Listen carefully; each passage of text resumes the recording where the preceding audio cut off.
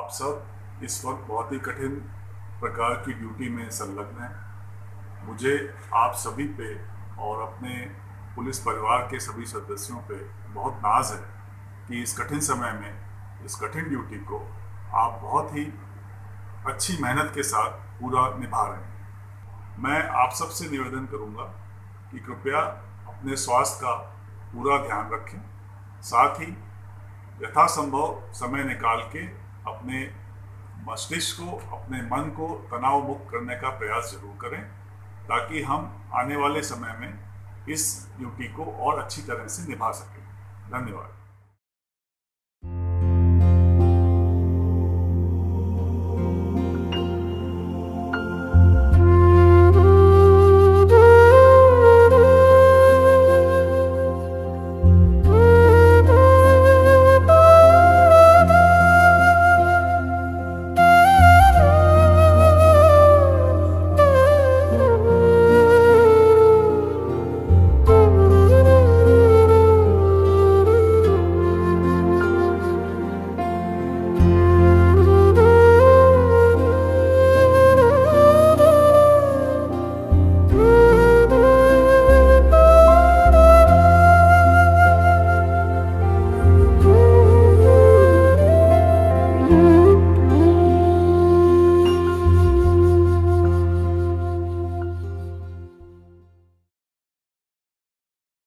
Emotional intelligence अर्थात भावनात्मक सजगता। आप सभी को मेरा नमस्कार। सम्मानीय साथियों, आप सभी का मध्य प्रदेश पुलिस की प्रशिक्षण शाखा के वर्चुअल ट्रेनिंग सेशन श्रृंखला में स्वागत है। मैं इस वीडियो लेसन में बात करूंगा इमोशनल इंटेलिजेंस अर्थात भावनात्मक सजगता पर, जिसे संक्षिप्त में EI या EQ भी कहा जाता है। बुद्धिमान होना और विद्वान होना दो अलग अलग बातें हैं।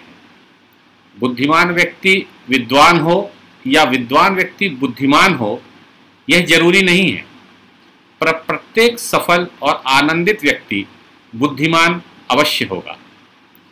दरअसल इमोशनल इंटेलिजेंस शब्द पश्चिम की देन है, इसलिए इसका शाब्दिक रूपांतरण भावनात्मक सतर्कता है।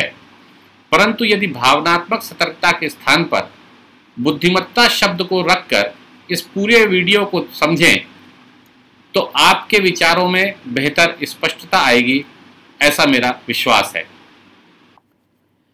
इमोशनल इंटेलिजेंस शब्द का सबसे पहले प्रयोग 1964 में कोलंबिया विश्वविद्यालय के मनोविज्ञान के प्रोफेसर ने किया था, पर 1995 में यह शब्द दुनिया में चर्चा का विषय बना यहूदी मूल के कैलिफोर्निया में पले बढ़े डेनियल गोलमैन द्वारा लिखी गई किताब से, जिसका नाम था इमोशनल इंटेलिजेंस।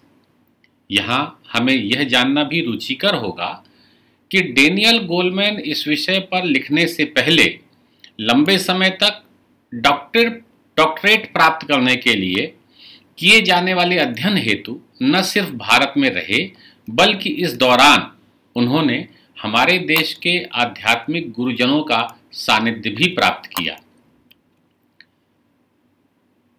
इमोशनल इंटेलिजेंस स्वयं की और दूसरे या अन्य व्यक्तियों की भावनाओं को पहचानने की क्षमता है। दूसरे शब्दों में, किसी उद्देश्य की प्राप्ति के लिए अपनी और दूसरों की भावनाओं को पहचानकर विभिन्न भावनाओं के बीच संतुलन बनाते हुए सटीक सोच और युक्त व्यवहार का प्रदर्शन करने की क्षमता को इमोशनल इंटेलिजेंस कहते हैं। अध्ययन अध्यापन के स्तर पर हमारे यहाँ प्रदेश स्तर पर आज भी जितनी परीक्षाएं आयोजित की जाती हैं, जिसमें किसी व्यक्ति की योग्यता को परखा जाता है, उसमें इमोशनल इंटेलिजेंस क्षमताओं का परीक्षण ना के बराबर है। बहुत थोड़ी सी मात्रा में इसे कुछ प्रतियोगी परीक्षाओं में इंटरव्यू के दौरान देखा परखा जाता है। कहने का तात्पर्य कि छात्र के रूप में प्राप्त की गई विभिन्न विषयों की शिक्षा और फील्ड के नॉलेज का मूल्यांकन तो विभिन्न चरणों में होता रहता है, परंतु हमारी इमोशनल इंटेलिजेंस की औपचारिक परीक्षा नहीं होती। हाँ, इमोशनल इंटेलिजेंस की व्यवहारिक परीक्षा जरूर दिन प्रतिदिन होती रहती है। यह परीक्षा सुबह सोकर उठने से लेकर रात को सोने तक लगातार चलती रहती है और ज़्यादातर तो उसका रिजल्ट भी तुरंत ही मिल जाता है, परंतु हम में से ज़्यादातर उस रिजल्ट के कारण को समझ ही नहीं पाते और अक्सर फेल होते रहते हैं। एक उदाहरण के माध्यम से इसका महत्व समझते हैं। आप जिस थाने पर पदस्थ हैं, वहाँ रात्रि में 12 बजे से 1 बजे के बीच 2 व्यक्तियों की हत्या हो जाती है, जिसके कारण आप सुबह 6 बजे कुछ देर के लिए ही घर जा पाते हैं। आप जैसे ही 7 बजे थाना वापस पहुँचते हैं, एक वृद्ध महिला थाने पर आकर आपको बताती है कि उसके साथ रहने वाली उसकी नातिन, जो गांव से आकर यहाँ पढ़ती थी, पिछले दिन शाम से घर नहीं आई है। नातिन की उम्र 19 वर्ष है। वह प्रतिदिन शाम को 4 बजे से 6 बजे तक कोचिंग में पढ़ने जाती थी। कल कोचिंग से पढ़ने के बाद वापस नहीं आई, गायब है। कुछ पता नहीं चला, उसका मोबाइल भी बंद आ रहा है। आपकी प्रतिक्रिया क्या होगी? आपका व्यवहार उस महिला के साथ क्या होगा? आप क्या कार्रवाई करेंगे? और मन ही मन इस घटना के विषय में आप क्या निष्कर्ष निकाल रहे होंगे? यह सब आप में से अलग अलग व्यक्तियों की भावनात्मक सतर्कता अर्थात EI पर निर्भर करेगा। किसी भी मनुष्य का एक सफल और अच्छे व्यक्ति के रूप में जीवन जीने के लिए इमोशनली इंटेलिजेंट होना आवश्यक है। हम अपने आसपास देखें तो पाएंगे कि दुनिया का, देश का, समाज का, परिवार का और इतना ही नहीं बल्कि स्वयं का बेहतरीन नेतृत्व करने वाले हमेशा भावनात्मक रूप से बेहद सतर्क मिलेंगे, जबकि भावनात्मक चेतना के विषय में कमजोर व्यक्तियों को साइकिक या सनकी से लेकर पागल के रूप में देखा जा सकता है। हम अपने आसपास ही नहीं, कई बार तो स्वयं के अंदर भी कमजोर EQ का व्यक्तित्व देख सकते हैं। लो इमोशनल इंटेलिजेंस वाले व्यक्तियों से संबंधित कुछ प्रमुख लक्षण। ये बात बात पर तर्क वितर्क करने वाले और कई बार तो स्वयं को सही साबित करने के लिए कुतर्क पर उतर आने वाले लोग हैं। संवाद के दौरान सामने वाले व्यक्ति की बात समुचित रूप से सुने बगैर धारणा बना लेने वाले लोग हैं।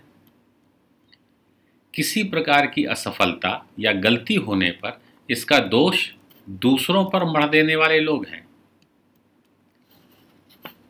जोर से चिल्लाकर बोलना, सामान और विभिन्न वस्तुएं फेंकना, अपशब्द बोलना और इसका क्लाइमेक्स है हाथापाई पर उतर आने वाले लोग। हम अपनी भावनाओं को विभिन्न रूप में इस प्रकार बांट सकते हैं: उत्साह, खुशी, हर्ष, गौरव, आश्चर्य, प्रेम, क्रोध, बैर, निंदा, शर्मिंदगी, निराशा, भय, घृणा, नफरत और ईर्ष्या।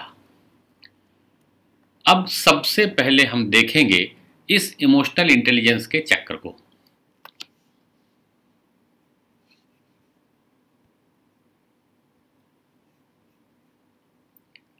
सबसे पहले बात स्वचेतना की। इसके अंतर्गत हमें अपनी भावनाओं को पहचानना होगा, अपने अंदर प्रकट होने वाले प्रत्येक इमोशन को समझना होगा, ऐसी भावनाओं को प्रेरित करने वाले और उत्प्रेरित करने वाले परिस्थितियों पर भी मनन करना होगा। सामाजिक चेतना के अंतर्गत हमें सभी प्रकार की संभावित भावनाओं को दूसरे व्यक्ति या समूह की मनः स्थिति के अनुरूप निर्लिप्त भाव से देखने की क्षमता विकसित करनी होगी। आत्मनियंत्रण या स्वप्रबंधन के अंतर्गत हमें अपनी भावनाओं को नियंत्रित करना सीखना है, साथ ही साथ प्रत्येक परिस्थिति में अपने आप को मोटिवेट करना है। यह सेल्फ मोटिवेशन तब और महत्वपूर्ण हो जाता है जब आपके द्वारा किए जा रहे सही कार्य जो धारा के विपरीत होने से बड़े वर्ग या समूह से समर्थित और प्रशंसित न हो रहे हों। और अंत में इन तीनों का प्रयोग कर हम जीवन के प्रत्येक संबंध, चाहे वह जीव से हो या निर्जीव से, इंसान से हो या पर्यावरण से, परिवार से या समाज से, निजी जीवन में या सार्वजनिक जीवन में, घर पर हो या कार्यस्थल पर, जीवन के हर मोर्चे पर प्रभावी और संवेदनशीलता से व्यवहार करने में समर्थ हो सकते हैं। यहाँ स्वयं और अन्य के लिए जागरूकता और प्रबंधन को प्लॉट किया गया है। इस ग्राफ से आप सहज ही निष्कर्ष निकाल सकते हैं कि बेहतर आत्मचिंतन से बेहतर आत्मसंयम तक और बेहतर सामाजिक चेतना से बेहतर संबंधों तक हमारी यात्रा को सुगम बनाने के लिए भावनात्मक सतर्कता कितनी उपयोगी हो सकती है। अच्छी भावनात्मक समझ रखने वाला व्यक्ति कभी भी भावनाओं के अतिरेक में आकर अनुचित कदम नहीं उठाता। हम इमोशनली कितने इंटेलिजेंट हैं, इसका स्वमूल्यांकन करने के लिए यह प्रश्नावली लिंक पर दी गई है, जिसमें स्वयं के व्यवहार के विषय में कुल 50 प्रश्न हैं। प्रत्येक प्रश्न के उत्तर के रूप में 1 से 5 तक का विकल्प चुनना है। विकल्प नंबर 1 का मतलब है मुझ पर कभी लागू नहीं। विकल्प नंबर 3 का मतलब है 50% परिस्थिति में लागू। विकल्प नंबर 5 का मतलब है हमेशा लागू। यदि आप स्वयं को 1 और 3 के बीच पाते हैं तो 2 नंबर का विकल्प चुनें। इसी प्रकार यदि आप 3 और 5 के बीच हैं तो 4 नंबर का विकल्प चुनें। इन प्रश्नों का ईमानदार उत्तर देकर हम स्वयं का मूल्यांकन कर सकते हैं। यह मूल्यांकन हमें इस विषय पर पहले से बेहतर की ओर ले जाने को प्रेरित करेगा, ऐसा मेरा विश्वास है। अगली किस्त में हम देखेंगे स्वचेतना और सामाजिक चेतना को समझना और स्वीकार करना, तदनुसार आत्मनियंत्रण और विभिन्न संबंधों का प्रभावी प्रबंधन करना। फिर बाद में हमारे आसपास दिन प्रतिदिन घटित होने वाले उदाहरणों के माध्यम से विषय का व्यवहारिक प्रयोग बताया जाएगा। सम्माननीय साथियों, इस विषय का विशेषज्ञ न होते हुए भी मुझे आपने सुना, इसके लिए आपका हृदय से आभार।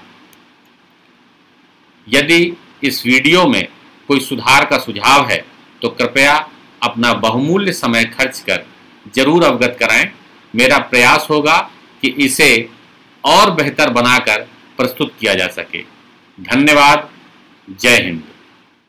यदि आपकी उम्र 21 वर्ष से कम है और आपके परिवार के कोई सदस्य मध्य प्रदेश पुलिस में कार्य कर रहे हैं या पहले रिटायर हो चुके हैं, तो आप हमें पुलिस के योगदान पर कोई कविता या चित्र या फ़ोटो भेज सकते हैं। अपने योगदान के साथ अपना स्कूल या कॉलेज का आईडी और अपने रिश्तेदार का पुलिस आईडी अवश्य भेजिए। जय हिंद।